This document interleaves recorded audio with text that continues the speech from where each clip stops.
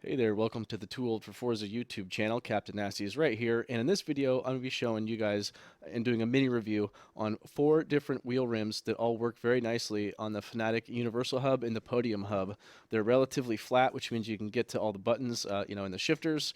They, of course, are the right bolt pattern, and there's not a whole lot of options actually for flat wheel rims out there that aren't like super crazy and just ridiculously crap looking just right when you take a look at them. So I spent a lot of time researching some of this.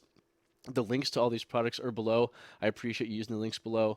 They are Amazon affiliate links just so I can try to recover a couple of the bucks because I'm a total idiot and bought all this stupid sim racing stuff and like to make some videos for all you guys. So now that all the shilling is out of the way, let's talk about how I tested these things out. So I have a Fanatec DD1 and I've got about 30 hours on this wheel rim, probably about 20 on that one, about 10 on that one, and about 10 on the wood grain there as well. So not a whole ton of time. For the sake of full disclosure, just want to let you know how that worked out. So on the DD1, I am running this Z-Ring flex reducer right here. So this was something that Barry Rowland did a video on after his review.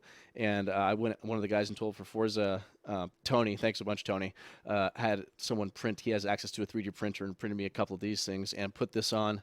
And it was really a noticeable effect. I was motivated to put this on when I started using this big old thing because it's really big diameter and you actually can put a lot of force on it, like in the flexing direction, as in not like this, but this way as well. And anyways, the Z-Ring was I'm gonna say necessary for a big 15-inch wood grain wheel like this on a DD. But I put this thing on, it made a huge difference. It's a really big improvement.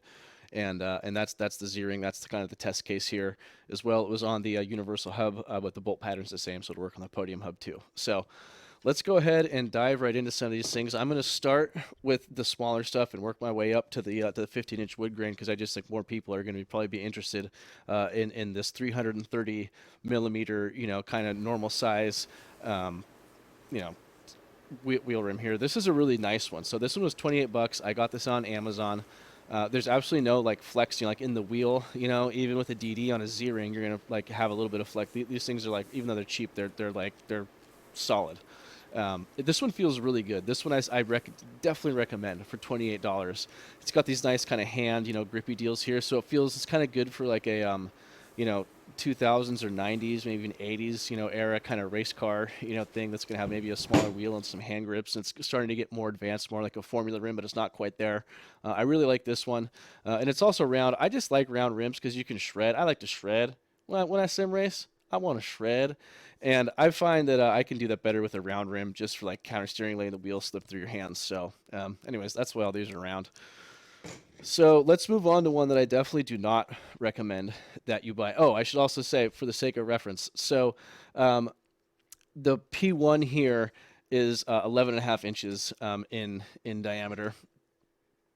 So this 330 is 12 and a half inches, a little bit more than that really, but call it 12 and a half inches in diameter. So this next one we're going to look at, again, it's pretty flat, which is key. It's a 350 millimeter. So this is 13 and a half inches in diameter. And this is one I say do not buy. Don't fall into the trap for this one. It's the Momo knockoff. It's like 50 bucks on Amazon. I had pretty low expectations, to tell you the truth, with this particular wheel rim, and it definitely met my low expectations. I'm going to be returning this one. It's that poor. It has this like rubber that you can pinch like pretty easily. It just does not, like, I'm not down with this thing at all. It's hot garbo for sure. And the Momo label is like, it's the cheesiest knockoff ever. So don't fall for the $50 trap on Amazon. I'll put a link to this one below and say do not buy as well, just to make it clear.